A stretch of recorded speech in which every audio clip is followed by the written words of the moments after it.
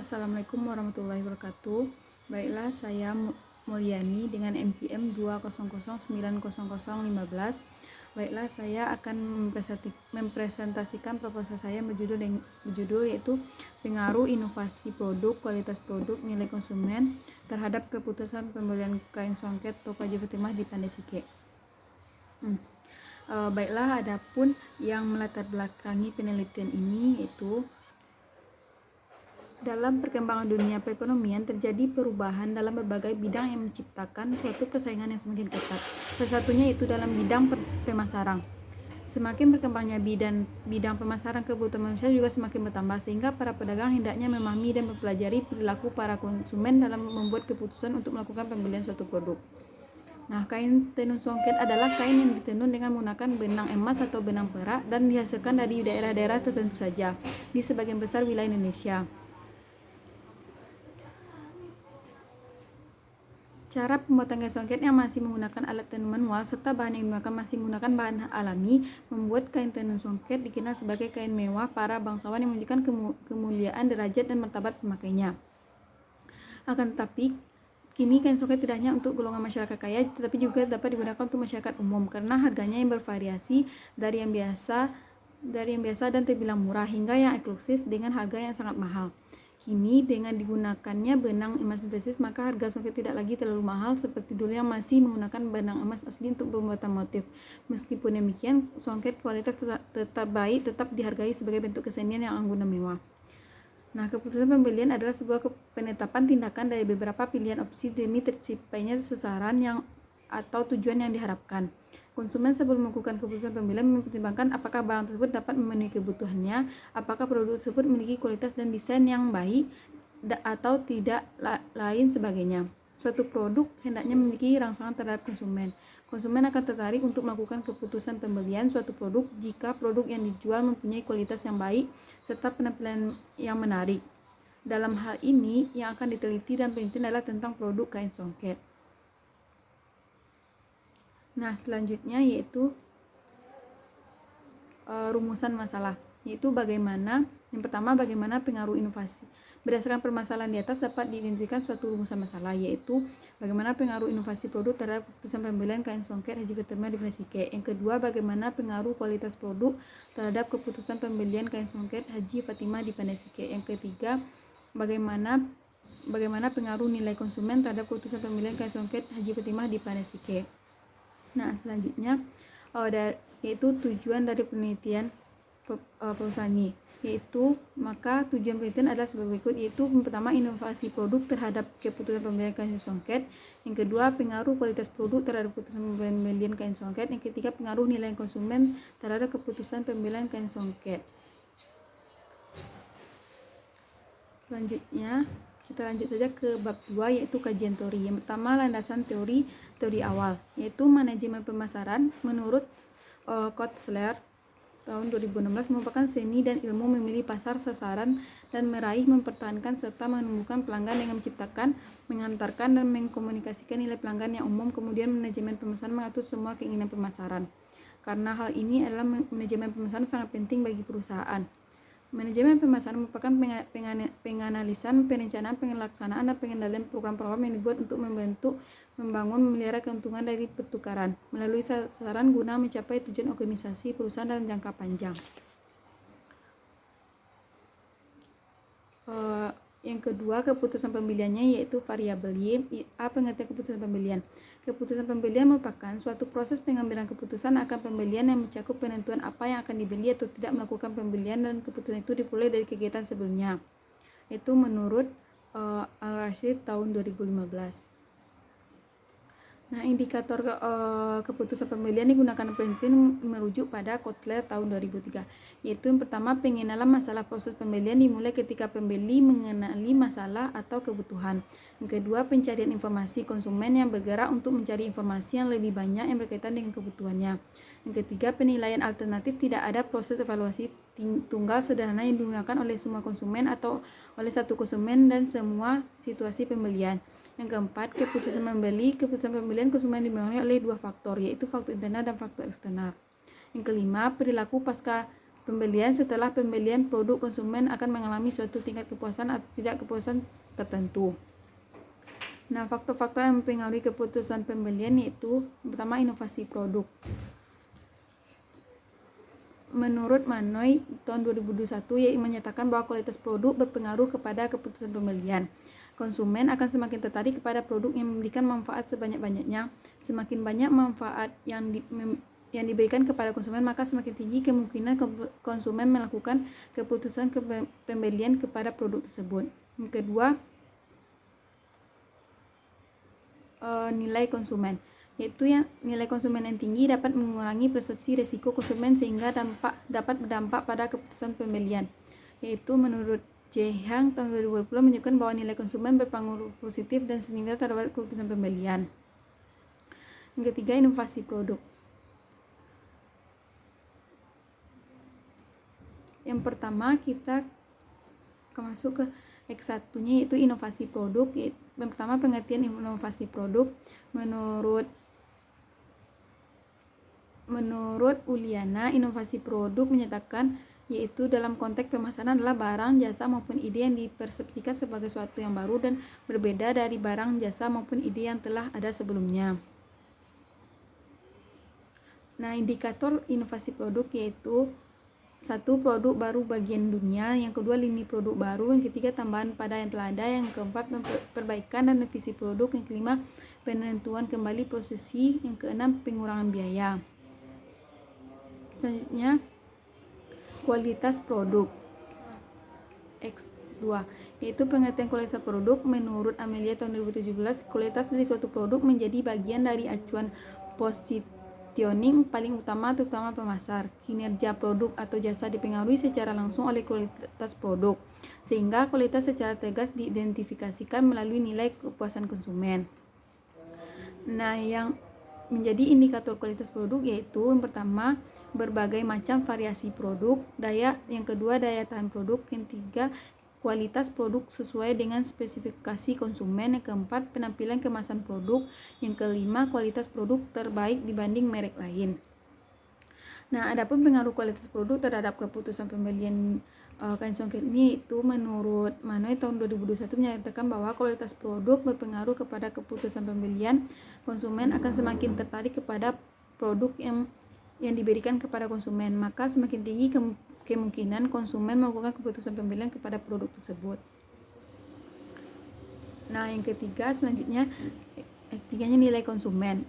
Pengertian nilai konsumen menurut Kotler tahun 2018, nilai dapat didefinisikan sebagai perbandingan antara jumlah yang diperoleh konsumen dengan jumlah yang diberikan konsumen.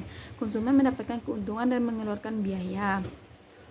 Nah, adapun indikator nilai konsumen yaitu kesesuaian harga dengan kualitas dan pelayanan, kesesuaian pengorbanan dengan manfaat, kesesuaian pengorbanan dengan nilai emosional, yaitu rasa nyaman. Nah, dan terakhir, pengaruh nilai konsumen terhadap keputusan pembelian yaitu menurut Damhanian tahun 2016 yaitu nilai konsumen yang tinggi dapat mengurangi persepsi risiko konsumen sehingga dapat berdampak pada keputusan pembelian. Nah, selanjutnya yaitu penelitian yang relevan.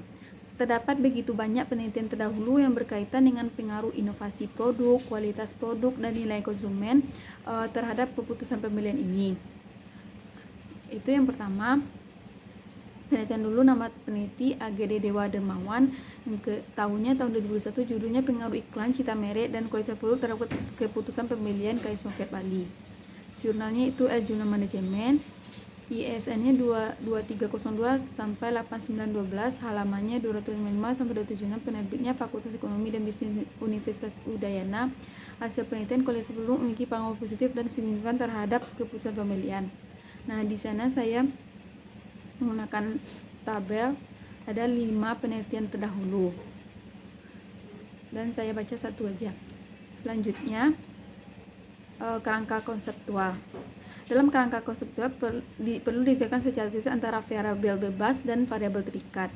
Berdasarkan pada uraian sebelumnya, maka variabel dalam penelitian ini adalah keputusan pembelian sebagai variabel terikat yang dipengaruhi oleh inovasi produk, kualitas produk dan nilai konsumen terhadap keputusan pembelian sebagai variabel bebas.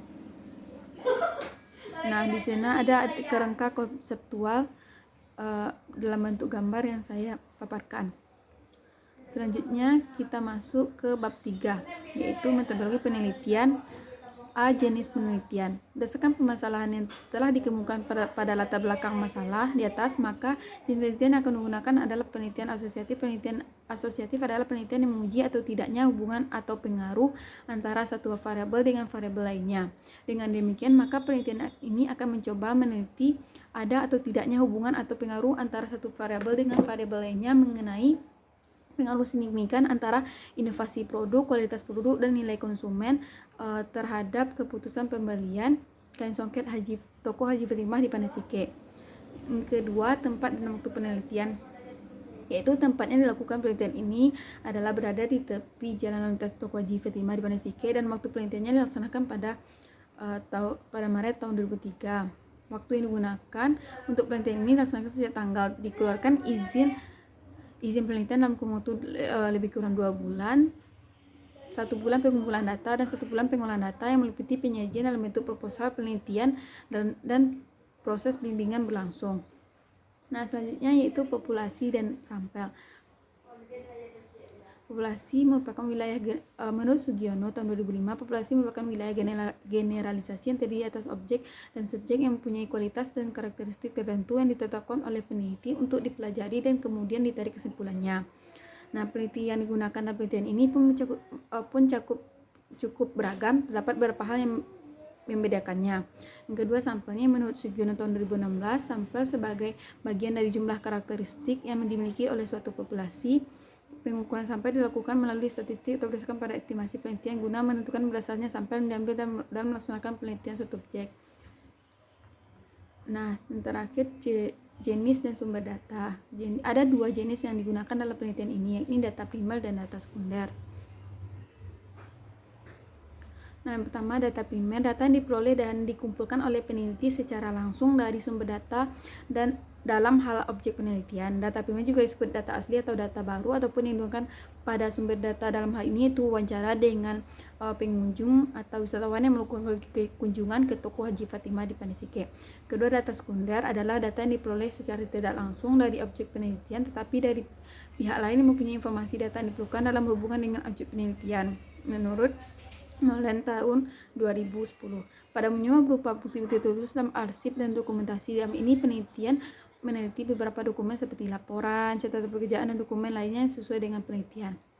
Dan terakhir, teknik pengumpulan data, yaitu berdasarkan jenis data observasi adalah pengamatan, perhatian, dan pengawasan. Kedua, melalui wawancara, proses komunikasi yang sangat menentukan dalam proses penelitian, dokumentasi.